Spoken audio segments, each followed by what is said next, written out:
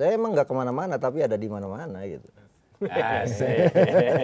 Artinya ada di sini. Ya? Artinya ketika saya dicari-cari berarti kan mereka merindukan komentar-komentar saya. Gitu. Clifford akan selalu berada di bayang-bayang Sintayong. Clifford di bayang-bayang Sintayong. Betul. Kenapa? Karena Sintayong ini sebenarnya mengakhiri masa jabatannya husnul khotimah. Sepak bola kita levelnya belum nyampe dunia. Tapi bahkan saya sempat didoxing loh, gitu kan habis-habisan. Iya, viral banget itu. Sehari bisa 3.000 WhatsApp, 3.000 telepon. Akhirnya ganti nomor? Enggak, saya nggak ganti nomor. Kalau Tommy Welly ganti nomor. Kalau ada yang bisa membuktikan saya ikut dalam pertemuan itu, dan kalau memang pertemuan itu ada, 1 tahun saya inapkan gratis di Hotel Mandarin pakai duit saya.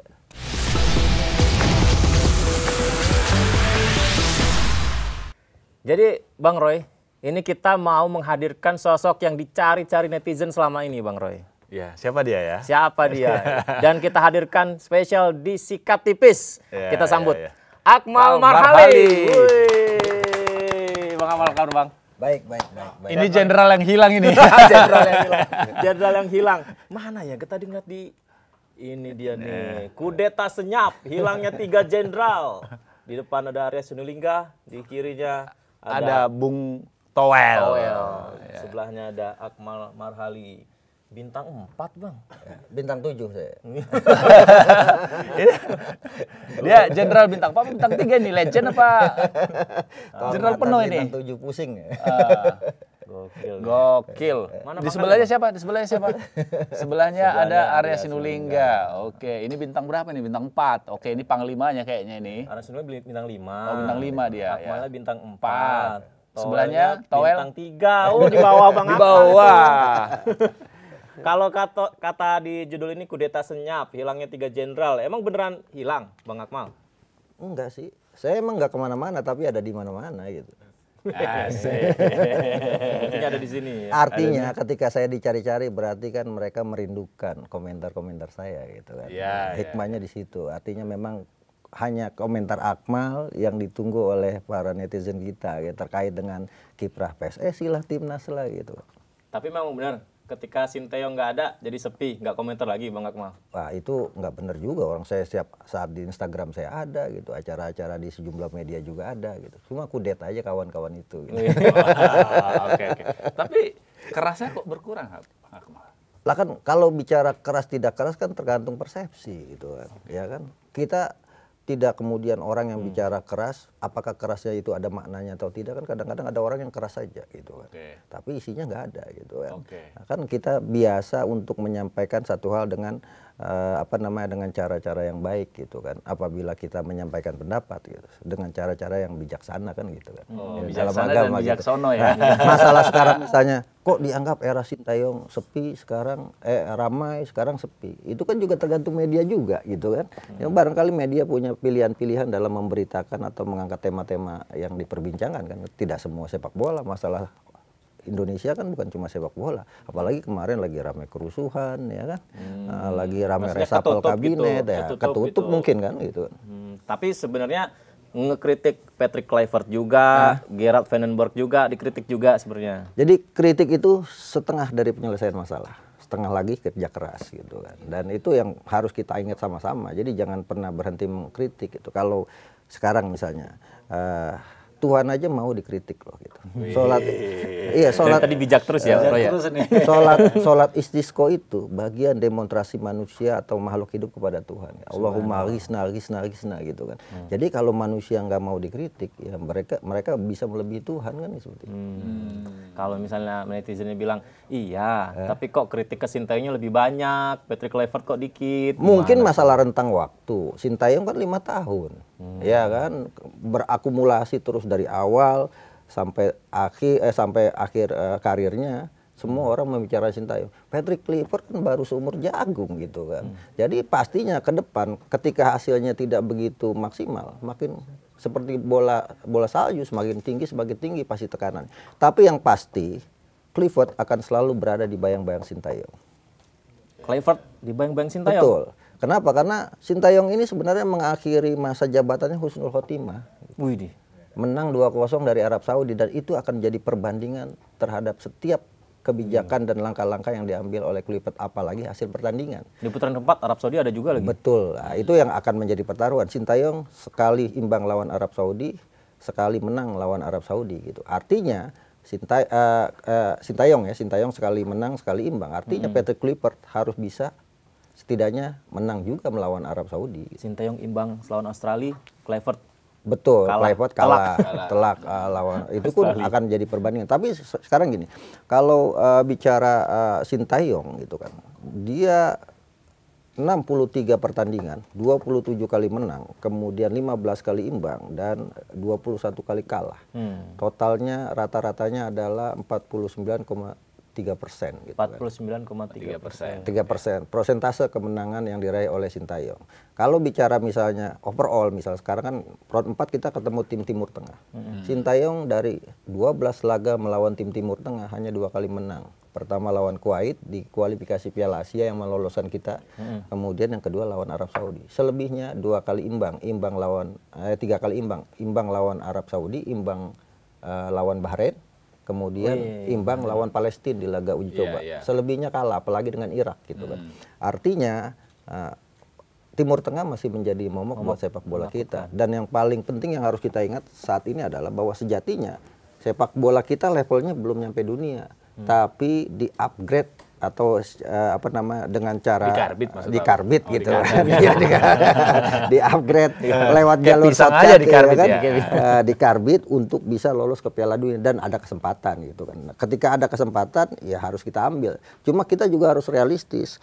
Sepak bola kita belum sampai level dunia gitu. Artinya ekspektasi kita juga jangan berlebih terhadap tim nasional kita gitu. Ini ekspektasi karena Patrick Kluivert yang jadi pelatih atau karena ST sudah dipecat? Ya, yang pasti nama STY akan selalu ada di bayang-bayang ada di hati pecinta sepak bola Indonesia. Kemarin terakhir saya nonton kualifikasi Piala Asia U23 saja, setelah pertandingan orang meneriakan Yelya Sintayong. Kerinduan terhadap Sintayong itu sangat tinggi. Jadi tapi kalau menang sih enggak sih. Betul. Kayaknya. Nah, itu dia ketika Sintayong waktu itu menang 2-0 lawan Arab Saudi, itu kan momentum, tiba-tiba dia dipecat. Artinya gini, kalau cerita saya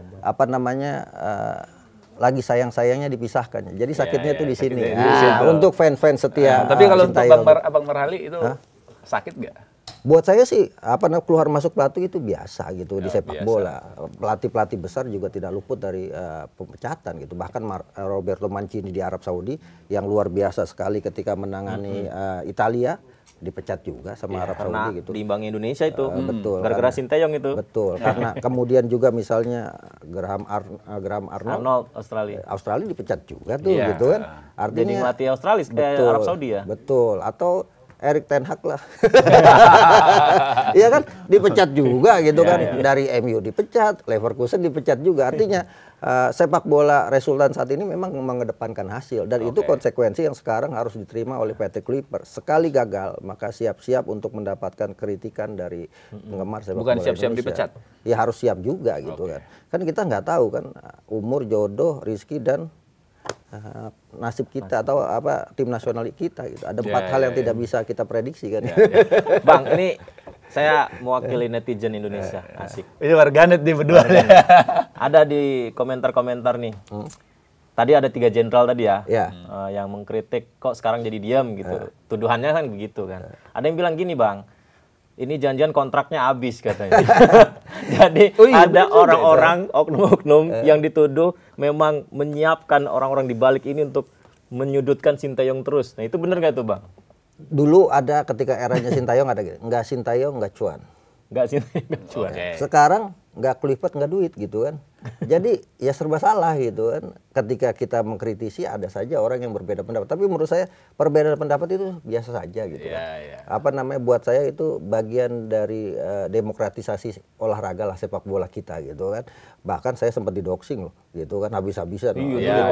Didoxing sehari bisa 3.000 WhatsApp, 3.000 telepon. Akhirnya ganti nomor? Enggak, saya enggak ganti nomor. Kalau Tommy Welly ganti nomor. Bang Arya Sinulinga ganti nomor. Kalau saya enggak. Sampai kemudian mau lebaran, ternyata nomor saya dipakai jaminan pinjol-pinjol itu. Astaga. Banyak yang nelponin gitu. Iya, kata kawan-kawan kenapa nggak lapor? Ya biasa lah, kayak seperti ini gitu, perbedaan pendapat. Saya sih selalu merespon orang-orang yang mungkin berbeda pendapat kalau kemudian disampaikan dengan cara-cara yang baik. benar, Bi-ihsan lah, bahasa agamanya Berarti bi-ihsan. Kalau kemudian biasanya caci maki dan sebagainya, buat saya itu bagian dari mengikis dosa saya aja. Gitu. Berarti Bang Akmal sama sekali nggak ada yang membayar apa segala macam untuk mengkritik itu ya? Bahkan waktu kemarin pernah ramai dibilang saya ada pertemuan dengan Pak Ketua Umum PSSI Erick Thohir di Hotel Mandarin gitu kan. Iya, viral Isunya tuh, sampai viral. ramai sampai nyampe sekarang saya bilang kalau ada yang bisa membuktikan saya ikut dalam pertemuan itu dan kalau memang pertemuan itu ada 1 tahun saya inapkan gratis di Hotel Mandarin pakai duit saya. Gitu. Kira-kira uangnya emang udah cukup untuk 1 tahun nginapkan orang di Mandarin? Nah, insya Allah cukup. Oh, Itu cukup, kalau ya. kita ada di garis kebenaran, saya pikir kita harus berani untuk menghadapi resiko-resiko Resiko yang terbesar. Jadi kalau kata bahasa ini bahasa sastranya Arab, kulil haqqo walau kana murran gitu. Katakan yang benar walaupun pahit kenyataannya. Ya. Berarti banyak duit Bapak ini. Bang, tadi kan ini Bang ya, saya boleh kan nanya apa? Iya. Boleh ya Bang? Roy? Bebas ini nanya nih. Tadi Emang kita undang pertanyaannya- untuk di sidang. Di sidang. Tadi kan gitu ya, dituduhnya Bang Akmal nih, ternyata itu terbantahkan. Iya. Kalau saya boleh balik, kalau yang menyalah-nyalahkan orang yang menyudutkan Sinteyong, apakah ada dugaan potensi justru itu yang dikelola? Ya dunia sekarang tidak lepas dari itu ya. Sekarang kan ada Jadi ada akun-akun medsos Iya, yang ada memang memuji-muji Sinteyong, memang bukan cuma di ada dunia potensi nggak sih gitu? ada aja potensi itu. Karena apa? Karena kan sekarang dunia kita banyak buzzer-buzzer, bukan cuma di politik, udah masuk ke olahraga juga gitu kan. Yang kemudian kita mengamplifikasi, mengclippers berita itu ada duitnya juga kan gitu. Iya. Jadi kalau saya bahkan orang-orang banyak yang menutup kolom komentarnya. Saya buka terus. Saya bilang saya bagi rezeki buat kawan-kawan yang mungkin ditugaskan untuk itu semua. Misalnya satu komentar sekian, untuk komentar sekian itu kan kita berbagi rezeki gitu kan. Tapi sejauh ini saya tidak pernah tuh dapat apa-apa gitu. Bahkan kalau orang bilang saya dibayar PSSI, buktikan kalau saya ada pernah uang sepeser pun yang ditransfer PSSI ke saya ganti 10 kali lipat.